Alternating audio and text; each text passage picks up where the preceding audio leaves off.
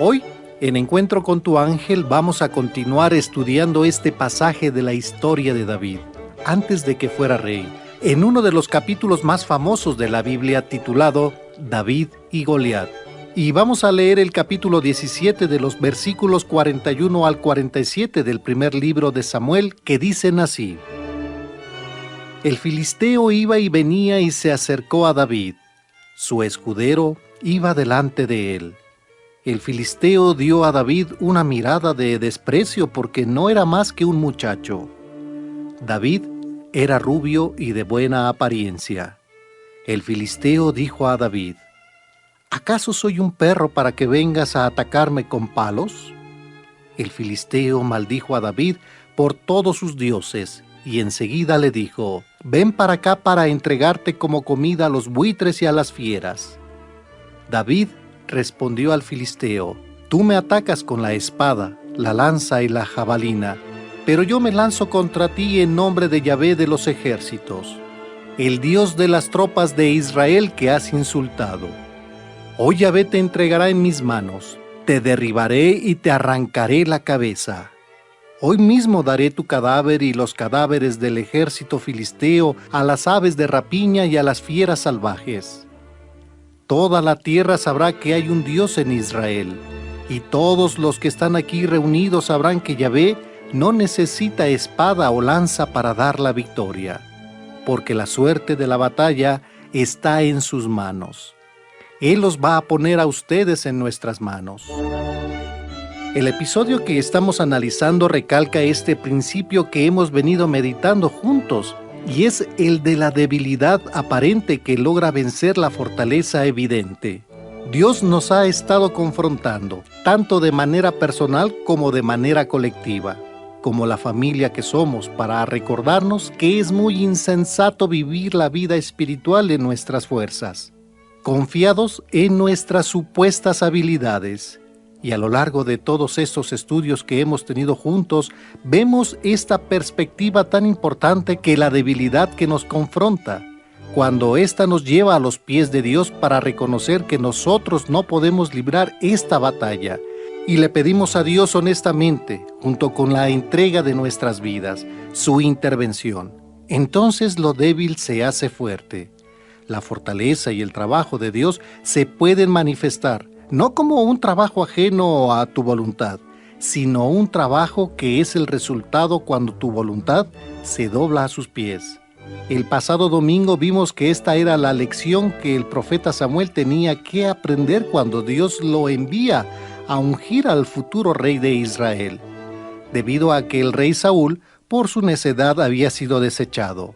Dios buscaba un sustituto y le dice a Samuel que vaya para elegirlo entre los hijos de un hombre que se llamaba Jesé. Y de igual manera que nos pasaría a todos. Samuel se va con la finta, pensando que el más hábil, el más alto, el más fuerte, el más apuesto, obviamente iba a ser el nuevo rey. Pero Dios tiene que corregir al profeta diciéndole que él no ve las cosas como los seres humanos, sino que Dios ve el corazón. Hay un gran aliento en un gran reto en esta enseñanza.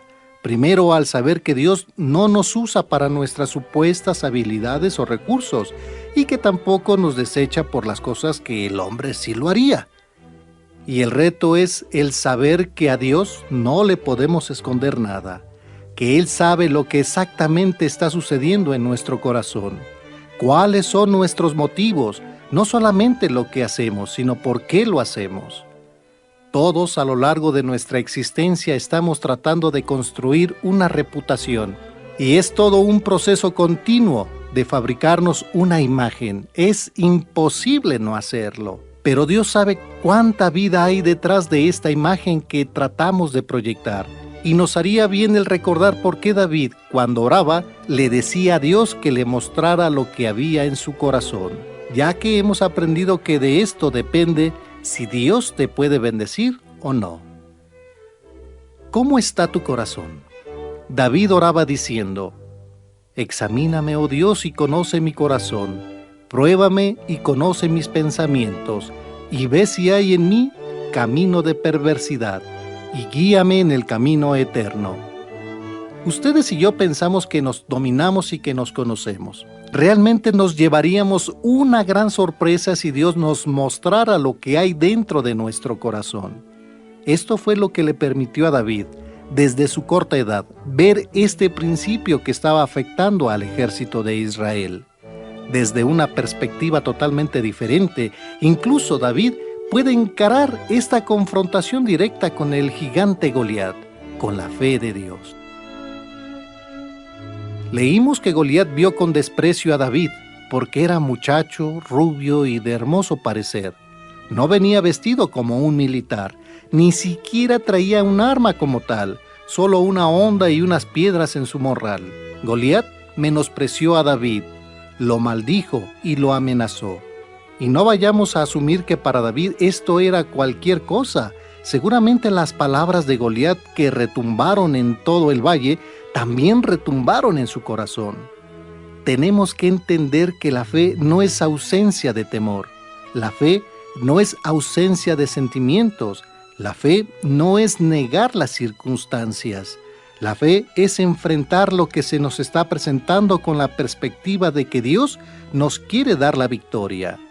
Si en el problema buscamos y dependemos de Él. Y la respuesta de David nos muestra cómo Dios pudo construir en él las enseñanzas que le permitieron conseguir la victoria.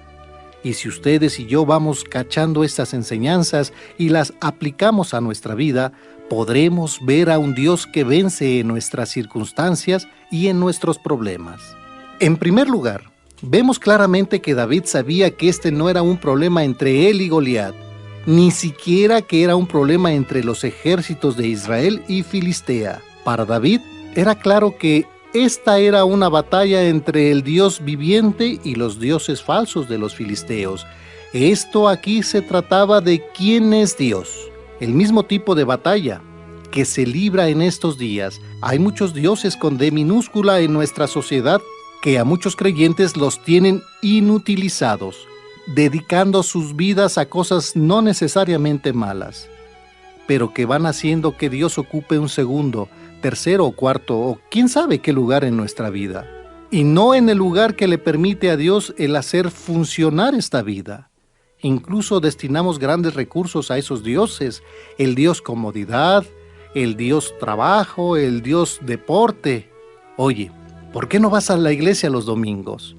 Es que hoy juega la liga o el campeonato de la copa. Oye, ¿por qué no podemos contar contigo para un servicio? Es que estoy atendiendo unos negocios. No estás atendiendo, estás adorando y así estás haciendo a un lado a Dios y no le estás dando el lugar que merece. ¿A qué le dedicas tu vida? Hay algunos problemas que Dios permite que ocurran para acercarnos a Él, pero muchos otros son resultado de nuestra desobediencia. Son gigantes que pueden tardar años o décadas en irse cocinando.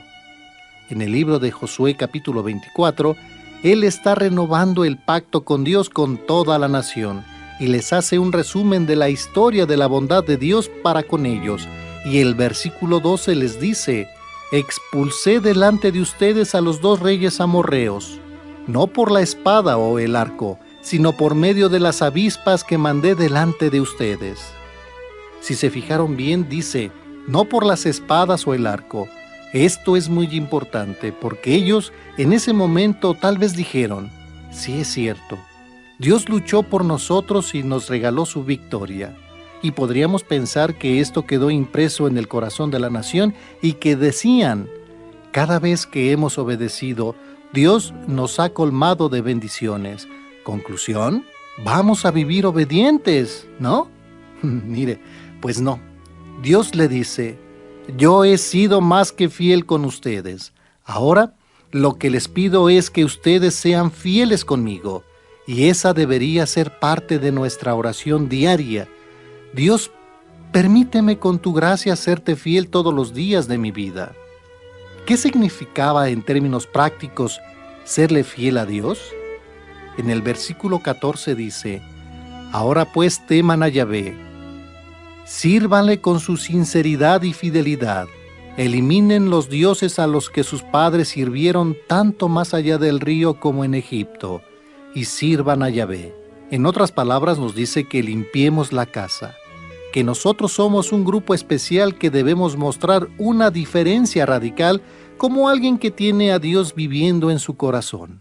Pero observen el versículo 15, ahí se pone la cosa seria. Pero si no quieren servir a Yahvé, elijan ahora a quién servirán, o bien a los dioses a los que sus padres sirvieron más allá del río, o bien a los dioses de los amorreos en el país donde viven.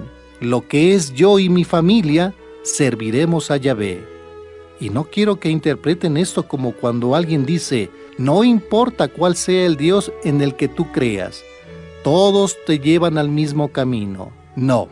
Aquí lo que Josué les dice es que nosotros no podemos servir al Dios verdadero con un corazón dividido. No hay entregas a medias, esas no existen. Lo que Josué les dice es que ellos deben servir a Dios con fidelidad, pero si el seguir sus mandamientos de pureza, de verdad, de integridad, se les hacen pesados, busquen a otros dioses a quienes servir, al Dios dinero, al placer, a la comodidad, al orgullo. Pero en lo que a mí respecta, dice Josué, mi familia y yo serviremos a Yahvé. En otras palabras, les dice que él y su familia no tienen ninguna duda en cómo van a vivir y a quién van a servir. Y cuando tú escoges servir a Dios, entonces ya no tienes por qué andar viendo a los otros dioses que levantan la manita y dicen, escógeme a mí, y que quieren desviarte de la mirada de la única fuente de satisfacción que es nuestro Señor Jesucristo. ¿A quién estás sirviendo? ¿A quién le estás dando tus afectos? ¿A quién le estás dando tu más preciado recurso que es tu tiempo? No tendrás dioses ajenos delante de mí, dice el Señor. Desafortunadamente, el mensaje que hemos escuchado generación tras generación va más o menos así. Yo sé que hay muchas cosas que te gustan. Sé que algunas de esas cosas no son buenas, pero no es tan mal, que más o menos las estás controlando. Que a Dios no le importa tanto que tú las toleres en tu vida. Nada más ve cómo incluyes un poco a Dios en tu agenda.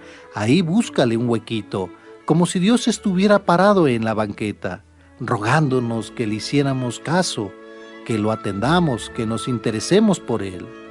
¡Qué necedad! Tenemos que entender que Él es todo lo que el ser humano necesita, la paz, el gozo y la guía. Y Dios dice, si no lo van a hacer, escójanse a otro Dios para servir. Algunos de los que no escuchan pueden estar fuera del camino, debilitados, inutilizados, esclavizados por la gran distancia que existe entre su imagen y su realidad. Imagen es igual a ciudadano responsable, contribuyente cumplido, trabajador, deportista, creyente aparente. Realidad es igual a esclavo de la inmoralidad, amante del materialismo, crítico de su prójimo y atrapado en su preocupación de demostrar quién es y todo lo que puede lograr. Yo sé que estos no son pensamientos agradables, pero las buenas noticias son estas. Dios sí sabe quiénes somos. Y dice que si alguno está en Cristo, nueva criatura es. Las cosas viejas pasaron, y aquí todas son hechas nuevas. En Cristo podemos ser transformados gracias a Dios. Y Dios que escudriña nuestros corazones. Es el mismo Dios fiel que Josué les está hablando a la nación. Dios dice a través de Josué, si ustedes guardan el pacto, yo los voy a bendecir. Ustedes obedecen y yo me comprometo a sacar sus vidas adelante. Y pensaríamos que ellos hubieran dicho, aquí no hay nada que pensar. ¿Dónde firmamos? Pero volviendo a la historia de David y Goliat, estando en este campo de batalla, aquí está el resultado de fondo. Una nación que quería cambiar, pero no por completo, que quería entregarse, pero con sus condiciones. Y aquí los vemos enfrentando a un gigante o a una pandemia, por no hacer lo que prometieron en el libro de Josué. Pero como dicen por ahí, el tiempo no le hace bien a muchas personas. Y ellos, al igual que nosotros, no supimos echar mano de la gracia para que el tiempo nos hiciera creyentes más profundos. Aquí lo vemos aterrorizados ante un gigante, porque ellos tomaron la decisión de poner su confianza en dioses equivocados. Yo espero que en estos momentos Dios, a través de su Espíritu, pueda atraer la luz a tu vida para que te des cuenta que no es Él el que te tiene frenada su bendición, sino que son tus dioses en los que tienes puesta tu confianza lo que limita la gracia en tu vida. Hay una gran diferencia entre imagen y realidad.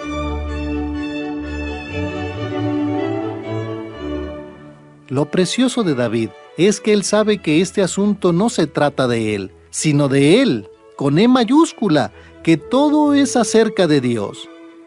El importante es Dios, no nosotros. Cuando empezamos a vivir para que Dios esté contento, entonces nuestra vida comienza a florecer en todos los ámbitos. El enfoque no es en la valentía de David, sino en lo infalible que es Dios cuando alguien depende de Él. Esta es la enseñanza de este pasaje. No que Dios esté buscando a los 300 super soldados, sino que aquellas personas dependientes que puedan demostrar que Dios es el que vence nuestras batallas. Así que esta no es la historia de un ejército de cobardes y de un Dios buscándose a un chaparrito correoso, bueno para los guamazos. No, el que vea la escena sabe que David no tiene la probabilidad de victoria. No importan los leones y los osos.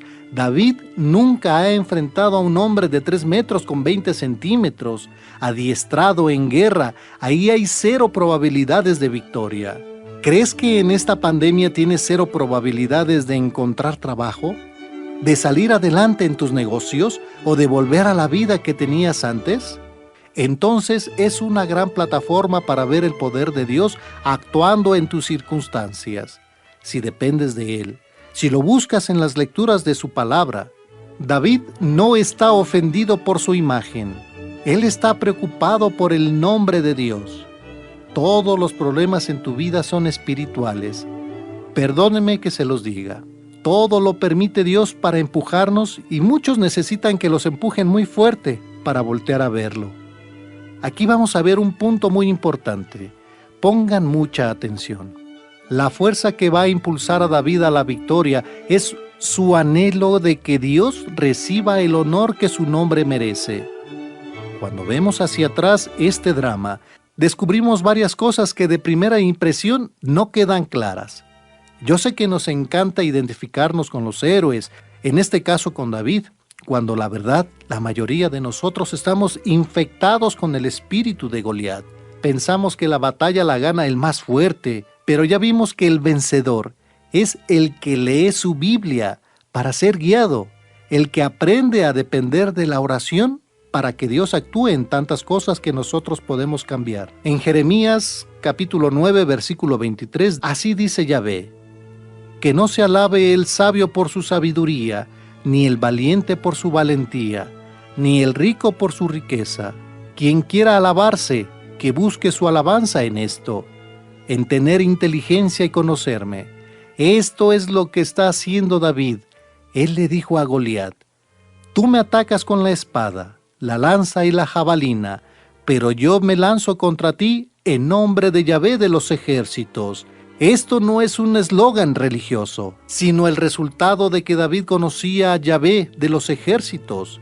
Tenía una relación real y todos los días con el Dios de Israel. David no va confiado en su entrenamiento ni en su armamento, sino en el Dios que lo acompaña todos los días de su vida. Esta es la prueba de fuego para el creyente. ¿Realmente conoces a Dios o solo es un concepto en tu mente? ¿Lo ves luchando todos los días por tu corazón? ¿Corrigiéndote, alentándote y transformándote? Entiendan esto.